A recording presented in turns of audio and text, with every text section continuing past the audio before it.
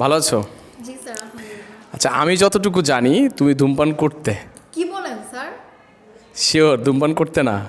আপনার বিশ্বাস হয়? ও আচ্ছা, তাহলে আমি যতটুকু জানি তুমি ধূমপান করতে, এটা ইংরেজি বলতে পারবা? জি স্যার, এটা তো খুবই সহজ। আচ্ছা, তুই বলো দেখি। As far as I know, you used to smoke. Okay, good, thank you very much. তুমি তো ভালো ইংরেজি বলো। তাহলে খাদিজা, আজকে আমরা দুটা জিনিস শিখবো। জি। কটা জিনিস শিখবো? দুইটা জিনিস শিখবো। প্রথম জিনিসটা কি? আমি যতটুকু জানি, আমি যতটুকু জানি, এটা ইংরেজি কি হবে? as far as I know, no. তা আমি যতটুকু জানি, এটা ইংরেজি হলো as far as I know. আচ্ছা, আমি যতটুকু জানি তুমি একজন ভালো ছাত্র। as far as I know, you are a good student. Good. আমি যতটুকু জানি তুমি একজন ভালো গায়ক। As far as I know, you are a good singer. Okay, good. তাহলে আমরা একটা স্ট্রাকচার কিন্তু শিখে ফেললাম, যে as far as I no.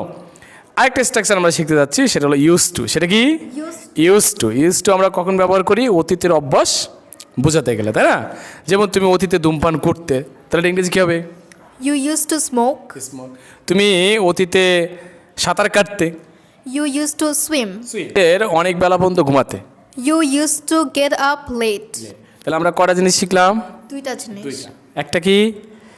As far As as I No. No. আরেকটা কি? used to. Use two.